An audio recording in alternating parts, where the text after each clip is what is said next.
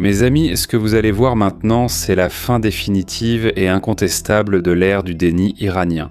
Nous ne parlons plus de négociations diplomatiques en coulisses autour de tables en acajou en Suisse. Nous parlons de l'application de la force brute pure de l'ingénierie qui fait fondre les montagnes. Ce que je vais vous décoder maintenant n'est pas une attaque. C'est l'anatomie d'une tempête d'acier lors de l'opération Prime Upgrade, et comment l'intelligence artificielle embarquée dans les machines de guerre est en train de démanteler, boulon par boulon, l'empire de la terreur au Moyen-Orient. Imaginez la scène dans les moindres détails. Il est 4 heures du matin, heure locale. Il y a une obscurité totale du désert qui recouvre les vallées et les montagnes de l'Iran. Il n'y a aucun avertissement diplomatique. Il n'y a pas de sirène qui retentisse. Il n'y a pas de radar qui bip parce que avant que le bruit assourdissant qui fait trembler le sol n'annonce l'arrivée de la mort, la communication ennemie a déjà été anéantie. Le ciel nocturne est soudainement déchiré par l'éclat incandescent des post-combusteurs. Les célèbres post-combusteurs d'escadrons entiers de chasseurs F-35 et F-16 déchirant l'atmosphère. C'est la 10e nuit. 10 nuits consécutives. Point d'impact sur la cible.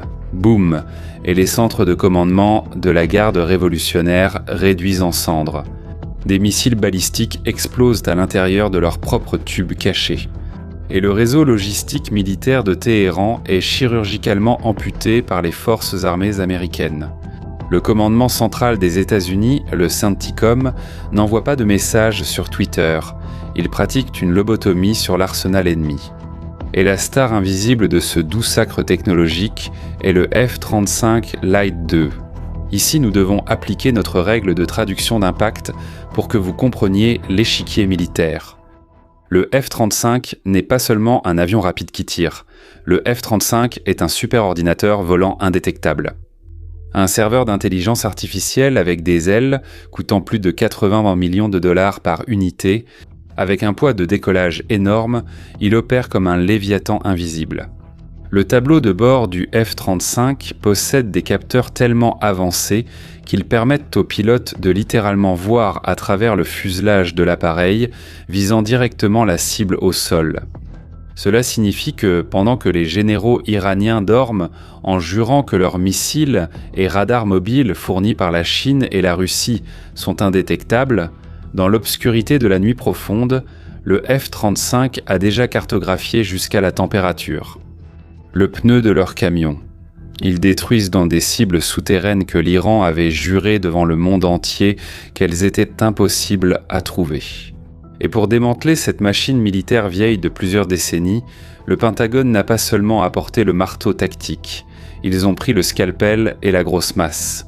L'offensive américaine a utilisé les 3 variantes du prédateur invisible. Le F-35, à la version à décollage conventionnel, est le marteau à longue portée. Il traverse l'espace aérien à des vitesses folles et avec un plafond opérationnel qui le place à plus de 15 000 mètres d'altitude, opérant bien au-dessus de la stratosphère du combat classique.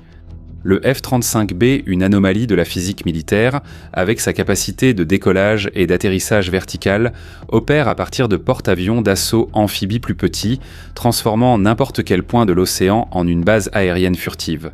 Et le F-35C, la version massive et lourde de la marine, a été construit avec des trains d'atterrissage renforcés et des crochets d'arrêt colossaux pour atterrir sur les super porte-avions. Des avions nucléaires au milieu des tempêtes, transportant une charge d'armement létale incomparable. Et lorsque nous combinons la furtivité invisible de ces machines avec le F-16, le Wild Wizards, la version furtive invisible, la destruction du système de défense ennemi devient une question de pure mathématique.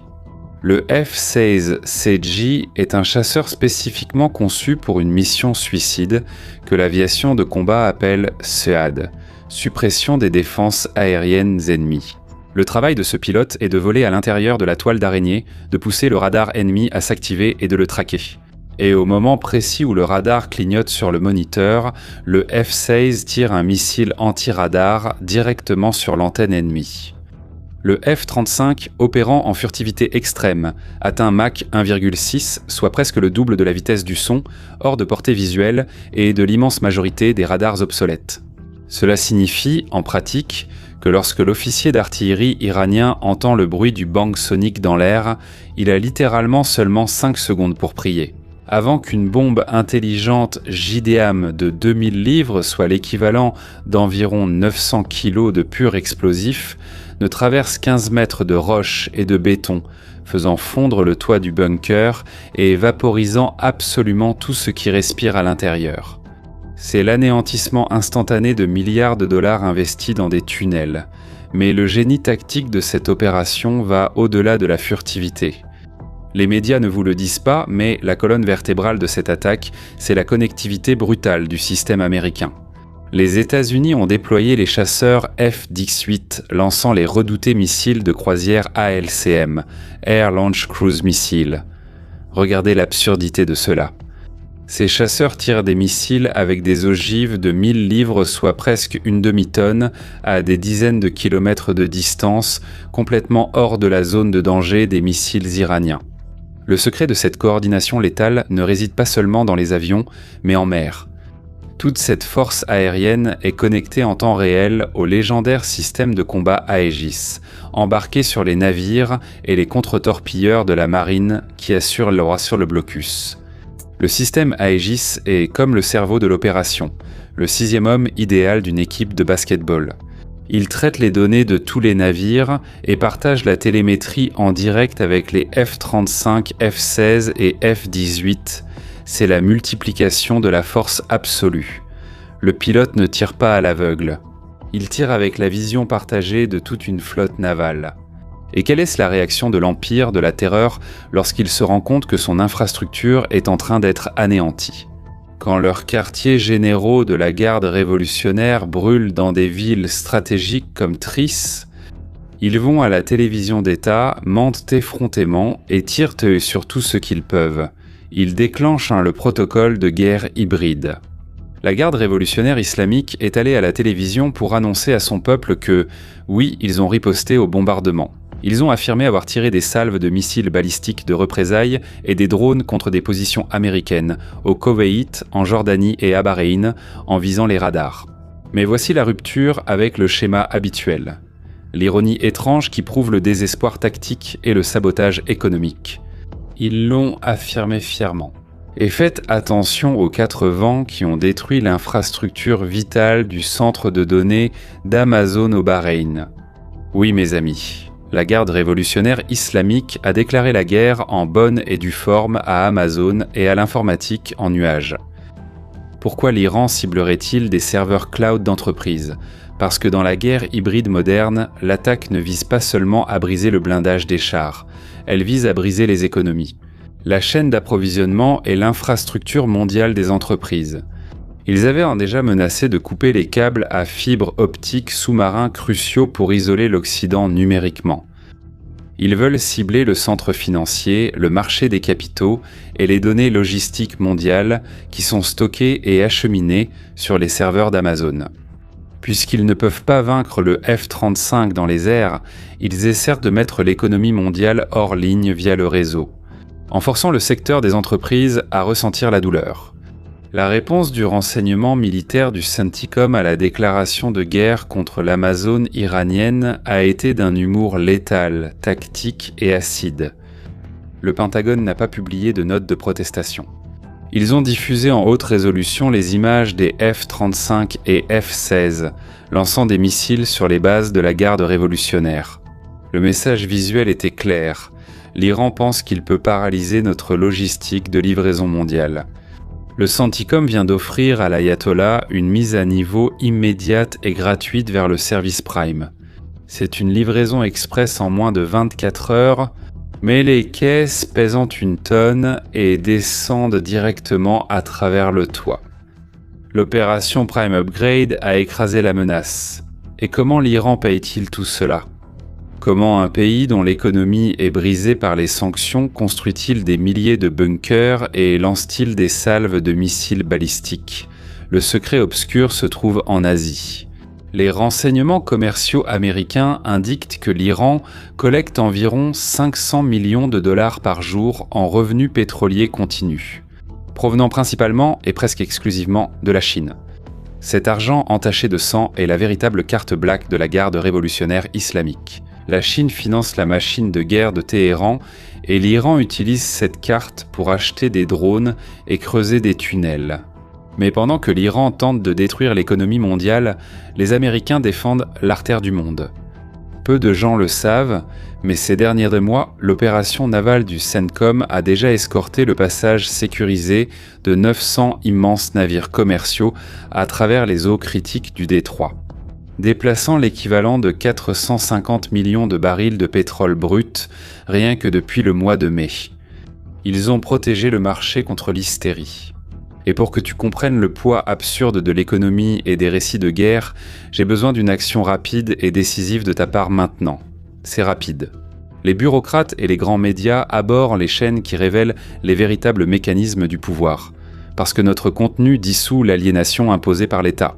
Et je suis en lice pour le prix IBEX, dans la catégorie d'influenceurs politiques. Et ton vote là-bas, c'est notre missile Tomahawk contre l'establishment. Ce n'est pas de la vanité, c'est la force de l'intimidation tactique de notre communauté contre le système. Maintenant, je te demande ton vote. Ça prend 30 secondes. Le lien est dans la description et dans le premier commentaire épinglé. Et regarde, nous sommes passés de la 44e position.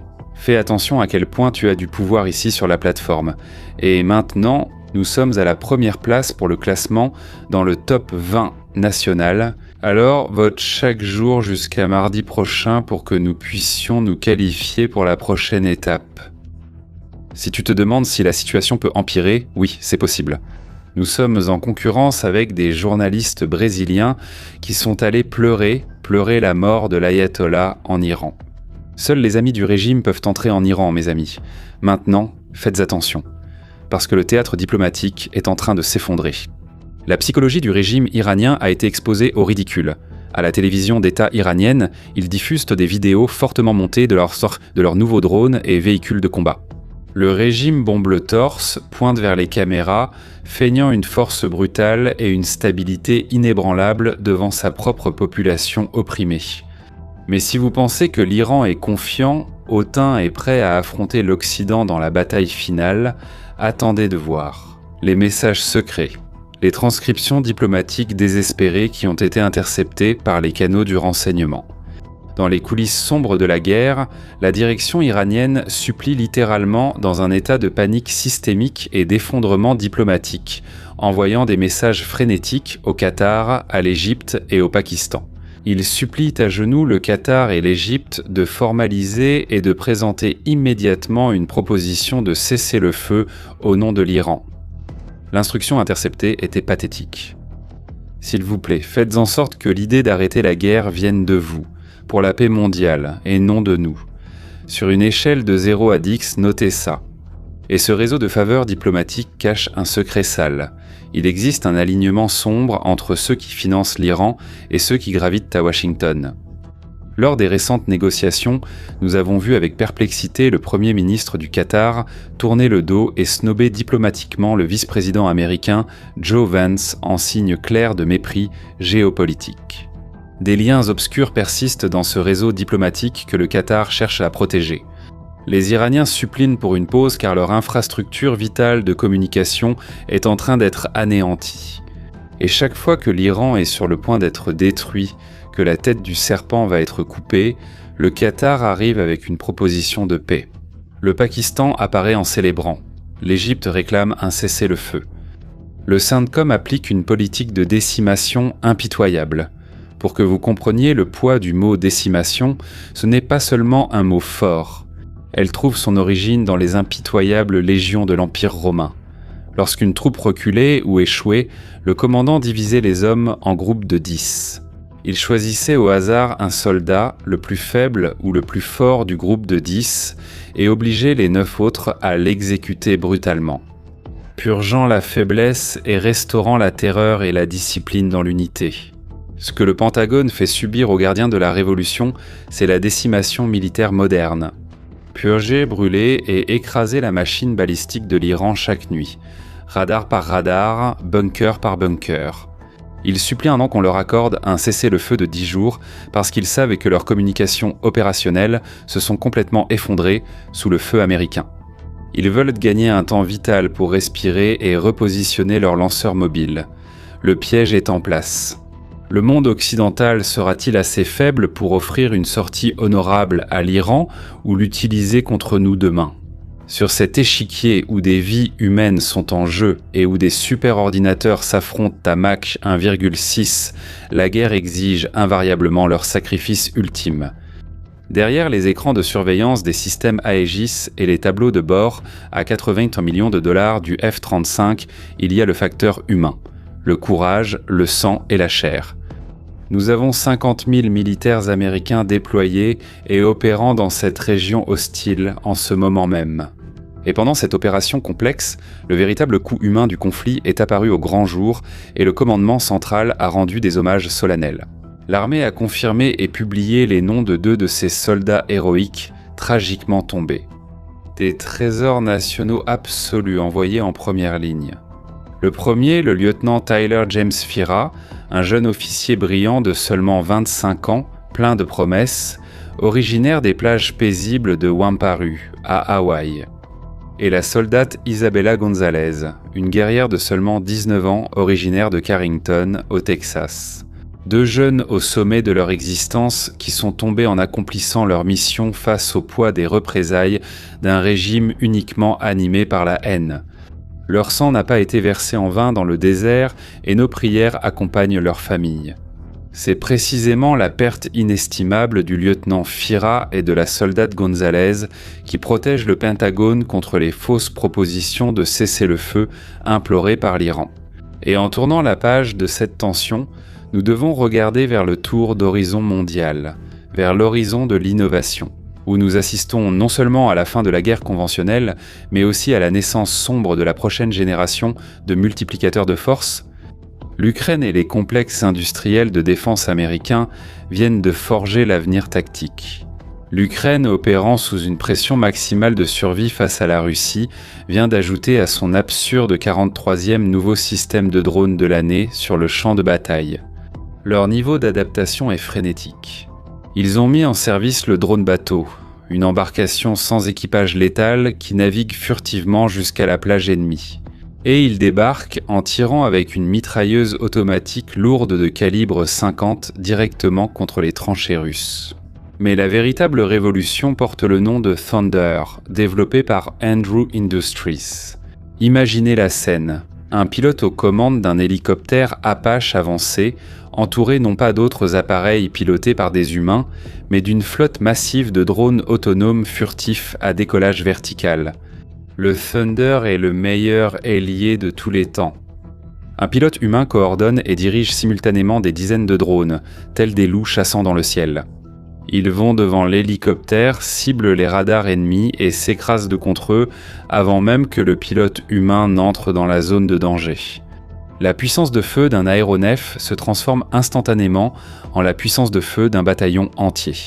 C'est la force multipliée par l'algorithme. Et la question ultime, la boucle ouverte finale qui définira le Moyen-Orient dans les prochaines 72 heures est la suivante. Face à cette multiplication de la force et à la pression des lobbyistes à Washington, la Maison-Blanche va-t-elle céder aux plaintes du Qatar ? Ou bien l'opération Prime Upgrade va-t-elle continuer, livraison après livraison, jusqu'à ce que le dernier radar de la garde révolutionnaire ne devienne que du sable dans le désert ? Pour que nous puissions enfin prouver à l'algorithme qui est l'élite absolue qui domine l'ingénierie de cette guerre terrestre, descendez maintenant dans les commentaires et enregistrez nos mots d'ordre tactique.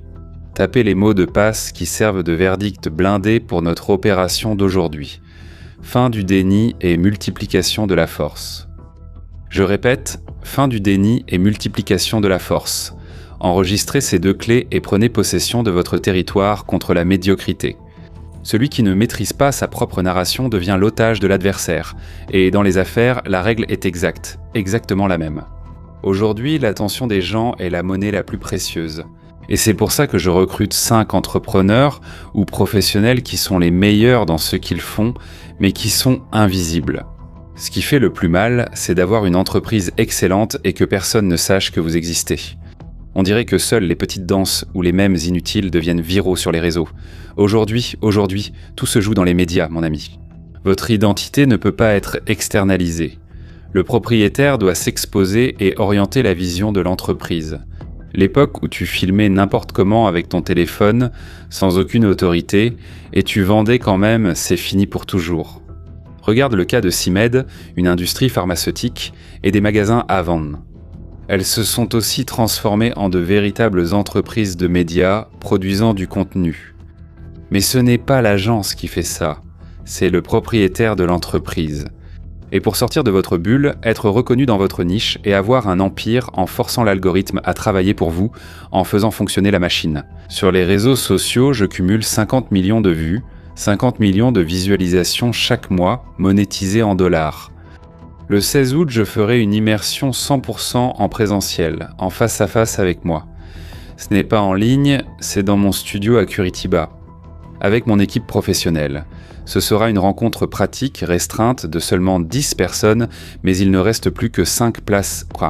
Et je vais vous accompagner, vous orienter et vous guider personnellement dans la construction de votre autorité pour que votre entreprise apparaisse de manière professionnelle et avec une méthode implacable. QR code à l'écran maintenant, lien sécurisé dans la description et dans le premier commentaire épinglé. Mais je dois être strict avec les chiffres. Il ne reste plus que 5 places. Quand la dernière place sera prise, la porte en acier se fermera et ce sera terminé. Vous devrez attendre. Alors assurez votre place immédiatement et protégez votre communication. Je suis sûr que vous comprenez tout, mais vous ne savez pas comment l'appliquer. Et j'ai 2 séries fantastiques à vous recommander, à vous qui me suivez et qui suivez toute cette histoire de la guerre contre l'Iran. Oui, l'une d'elles est la série Téhéran. Le Mossad, le service de renseignement israélien, les espions israéliens s'infiltrent à l'intérieur du régime iranien. Et l'autre, c'est Homeland aussi, n'est-ce pas, une relation entre la CIA et... Ce sont 2 séries fantastiques qui contextualisent ce qui se passe aujourd'hui dans le monde. Et là, sur notre chaîne de séries et de films, avec des conseils quotidiens sur quoi regarder sur les réseaux sociaux, sans perdre de temps, sans culte, sans culture woke, sans plaintes inutiles. Vous trouverez beaucoup plus de conseils sur les catastrophes, des dialogues sur les services de streaming, sur quoi regarder. Amusez-vous en famille. Le lien est en description, en commentaire épinglé et sur la fiche qui va s'afficher. Maintenant, abonnez-vous à la chaîne, activez la cloche des notifications, laissez un like sur la vidéo parce que ça demande du travail. Blindez votre esprit. Je suis Shimon Oliveira, à bientôt dans la prochaine vidéo.